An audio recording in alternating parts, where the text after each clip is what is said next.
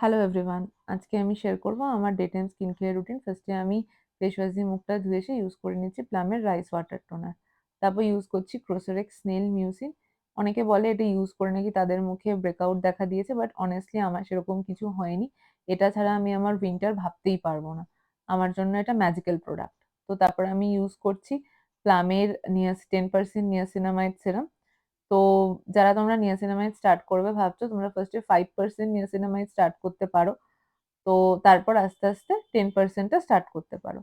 তো তারপর আমি ইউজ করছি মিনিমালিস্টের 0.5% মারুলা অয়েল ময়শ্চারাইজার। এটা উইন্টার এসেনশিয়াল, উইন্টারের জন্য একদম বেস্ট এটা। তো তোমরা দেখতেই পাচ্ছ মুখটা কতটা গ্লো করছে।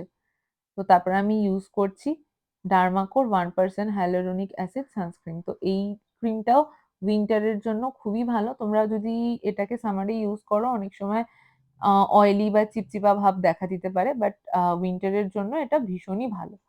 তো ভালো করে ম্যাসাজ করে নেওয়ার পর তোমরা জাস্ট গ্লোটা দেখো গাইস।